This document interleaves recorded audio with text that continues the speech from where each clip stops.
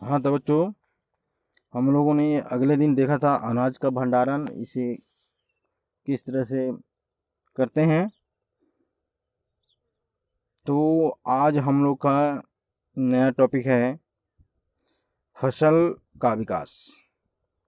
देखिए, जिस रफ्तार से किसी भी देश की जनसंख्या की वृद्धि होती है, उस रफ्तार से हमें फसल में भी विकास करना पड़ेगा, अन्यथा सभी को भरपूर भरपेट अनाज नहीं मिल पाएगा।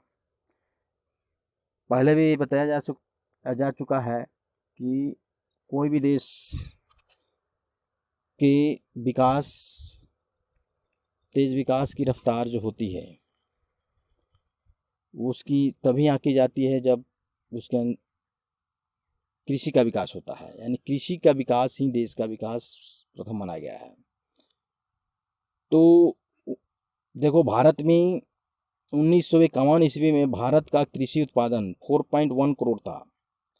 यानी 1951 ईस्वी में भारत का कुल कृषि से उत्पादित 4.5 करोड़ टन था, जो 2001 ईस्वी में कृषि का उत्पादन बढ़कर 19.6 करोड़ टन हो गया। फसल में इस 15.1 करोड़ की वृद्धि जो हुई है, ये बहुत ही काबिल तारीफ है और इससे हमारे देश का विकास की गति मिली है।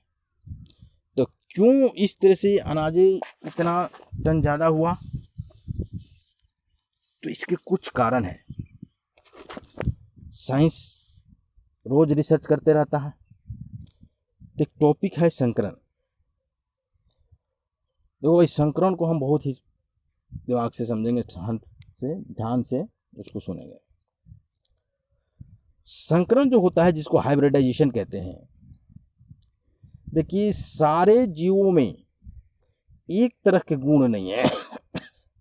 मनुष्यों में भी ले लो, मनुष्य में क्या सभी मनुष्य एक तरह के सोचते हैं? सभी मनुष्य एक तरह से खाते हैं? सभी मनुष्य एक तरह से रहते हैं? नहीं रहते हैं। यानी कि प्रत्येक की सोच, प्रत्येक की जीन, प्रत्येक के हार्मोन अलग अलग होते हैं। उसी तरह पौधे होते हैं। पौधे जो हैं, पौधे क्या है? पौधे भी अलग अलग तरह के होते हैं। यानी कि कोई पौधा ज़्यादा फल उत्पादित करता है, लेकिन उसका फल सड़ जाता है। और कुछ पौधे होते हैं कि कम फल उत्पादित करते हैं, नहीं सड़ते हैं। कुछ होते हैं कि फल खट्टे हो जाते हैं, छोटे हो जाते हैं। कुछ फल होते हैं जो बड़ा होता है, लेकिन फल खट्टा हो जाता है। तो इस तरह से क्या किया जाता है कि जो फल बड़ा है एवं जो सड़ता नहीं है, छोटा है, यानी नहीं सड़ने का गुण उसमें है, इसमें बड़ा होने का गुण है लेकिन सड़ने का गुण है, तो फिर क्या किया जाता है? इसको संकरण किया जाता है। यानी दो पौधे के गुण को लेकर के, दो पौधे के जीन को लेकर के दोनों को मिलाया जाता है। मिलाने की प्रक्रिया को क्रॉसिंग ओवर कहते हैं। और उस क्रॉसिंग ओवर के द्वारा एक नए तरह के पौधे को तैयार किया जाता है, जिसको संकरण कहते हैं। फिर ध्यान से सुनेंगे। दो पौधे के गुणों को लेकर के एक नए पौधे को तैयार करना संकरण कहलाता है। सिंपल भाषा में हम लोग समझेंगे कि दो पौधे के गुणों को लेकर के एक नए पौधे को तैयार करना संकरण कहलाता है। तो उसके कैसे करते हैं? देखिए, तो इसमें निषेचन कराया जाता है। यानी एक पौधे के परागण दूसरे पौधे के पराग अंडाशय, यानी परागकण एवं अंडा, एक पौधे का परागण होगा, एक पौधे का अंडा होगा, और दोनों दोनों पौधे को निषेचित करा करके, यानी एक पौधे का परागण दूसरे का अंडाशय ओवरी को निषेचित करा करके उससे जो बीज बनता है, उसी बीज से फिर नए पौधे, दोनों का गुण उसमें समाहित हो गया। इस तरह के निषेचन को ही संकरण कहा जाता है। संकरण से बहुत सारे पौधे को विकसित की गई है। जो भारतीय कृषि अनुसंधान संस्थान पूसा नई दिल्ली, यानी भारतीय कृषि अनुसंधान संस्थान पूसा नई दिल्ली ने संकरण के द्वारा गेहूं, चावल तथा विभिन्न तरह के सब्जियों को विकसित किया है। तो कुछ उपज देने वाली फसलों के नाम निम्न है, जैसे कि गेहूं जो था पहले साधारण में था, लेकिन जब उसका हाइब्रिडाइजेशन किया गया, संकरण किया गया, तो उस संकरण बीज का नाम है सोनालिका, कल्याण सोना, सरवती सोनोरा, हीरा मोती। चावल में धान के भी हाइब्रिडाइजेशन हुआ, हाइब्रिडेशन बीज यानी संकरण बीज तैयार किया गया, जैसे जया, पद्मा, IR8। बैगन को भी इसमें तैयार किया गया है, संकरण बीज तैयार किया गया है, जैसे पूसा क्रांति, पूसा पर्पल। ये जो है ये क्या है? ये संकरण बीज है। फिर हम समझेंगे संकरण क्या है। संकरण जब दो पौधों के गुणों को लेकर के, जब दो पौधों के गुणों को समाहित कर एक नए तरह के पौधे को बनाया जाता है, उस प्रक्रिया को संकरण कहते हैं। ठीक है। नेक्स्ट टॉपिक है मृदा उन्नति।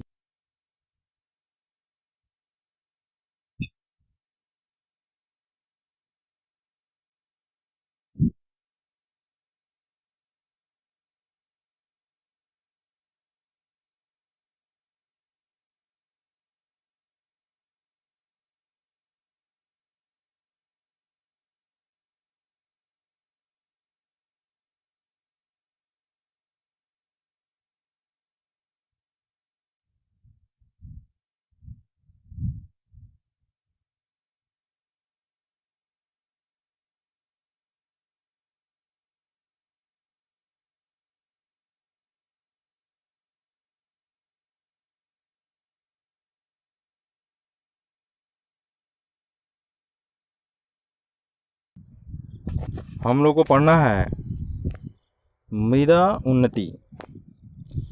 हम जानते हैं कि फसल को मिट्टी में ही बोया जाता है, इसलिए मिट्टी को उर्वरक शक्ति बनाकर रखना बहुत ज़रूरी होता है।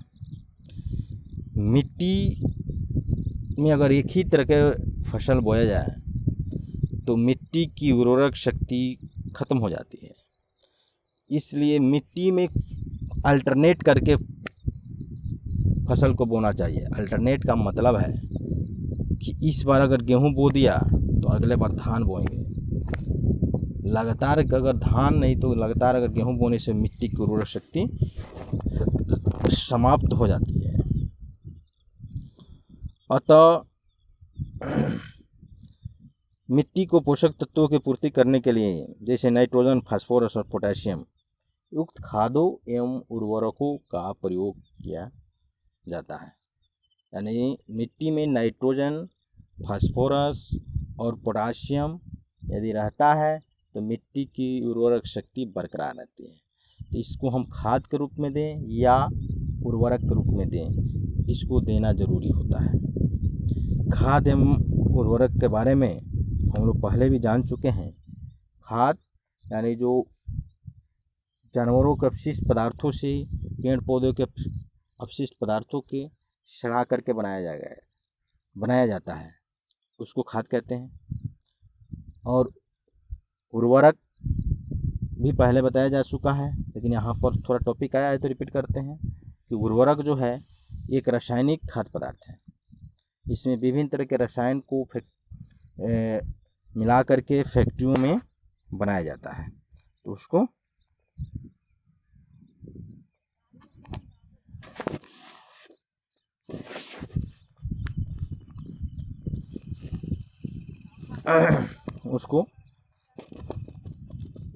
उर्वरक कहते हैं। इसीलिए इस तरह के खाद को NPK कहा जाता है। NPK क्या बोलते हैं? NPK कहा जाता है।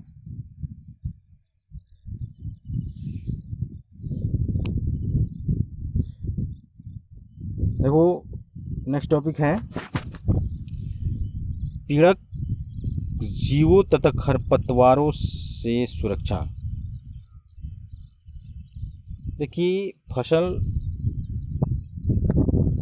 भी तभी होगा जब उसमें एक अपशिष्ट पदार्थ को हम हटाएंगे। अपशिष्ट पदार्थ वह है जो पौधे को हानि पहुंचाता है, यानी किसी भी जीव को, किसी भी तरह के जीव को अगर वो हानि पहुंचाता है कोई चीज़, तो वो चीज़ अपशिष्ट पदार्थ होता है। तो यहाँ पर अपशिष्ट पदार्थ जो होता है पौधे के लिए वो खरपतवार। खरपतवार क्या है जी? यानी पौधे के साथ अवांछित पौधे यानी घास वगैरह उग जाते हैं, उसी को खरपतवार कहते हैं। पीड़क जीव यानी वह जीव जो पौधे जब फुलाते हैं या पौधे की पत्तियों को खा जाते हैं, उसको पीड़क जीव कहते हैं। इसको नियंत्रित कुछ रसायन केमिकलों के द्वारा किया जाता है, जैसे मैलाथियन, डाइसिस्टोन तथा PHC जैसे पीड़कनाशियों का छिड़काव उन कीटों को नियंत्रित करने के लिए किया जाता है जो फसल को क्षति पहुंचाते हैं।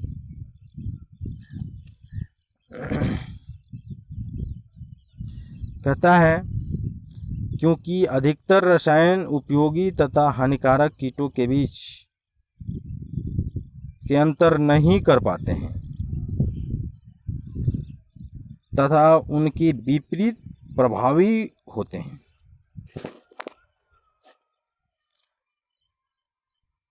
अतः पीड़क जीवों पर जैविक नियंत्रण सुरक्षित होता है। जैसे कीटों, जैविक नियंत्रण क्या है? जैविक नियंत्रण एक प्रकार का जीव होता है जो जीवों को ही खा जाता है। तो सबसे बढ़िया है जैविक नियंत्रण करना। जैसे कीटों की नर जनसंख्या ऐसे जाल की ओर आकर्षित हो जाती है जिसमें थोड़ी मात्रा में मादा हार्मोन हो। तो मादा हार्मोन दूसरे पेड़ों पर या दूसरी जगहों पर छिड़क दिया जाता है, जिससे वहाँ पर जो कीड़े मकोड़े होते हैं यहाँ से उठ करके दूसरी जगह चले जाते हैं। यहाँ पेड़ पौधे पर नहीं, फसल के पेड़ पर नहीं रहते हैं, जिससे क्या होता है कि फसल बर्बाद नहीं होता है। अगर ज़्यादा खेतों में खरपतवार होंगे तो पोषक तत्वों के लिए क्या करेंगे? स्पर्धा करेंगे, यानी पौधे के जितने पोषक तत्व चाहिए वो सभी उसको अपने अंदर खरपतवार जो होता है, घास फूस होता है, उसको अपने अवशोषित कर लेता है। तो उसको रोकने के लिए विशेष एक रसायन का उपयोग किया जाता है जिसको खरपतवार नाशी कहते हैं। जैसे 2,4-D तथा मेटाक्लोर तो मुख्य रूप से उपयोग किए जाने वाले खरपतवार नाशी है जो खरपतवार को खत्म कर देते हैं, नाश कर देते हैं। के बाद हम लोग जो अब हम लोग 2 प्रश्न लिख लेंगे। फर्स्ट प्रश्न होगा संकरण किसे कहते हैं? संकरण किसे कहते हैं? संकरित पौधे के नाम लिखें। संकरण किसे कहते हैं? संकरित पौधे के नाम लिखें।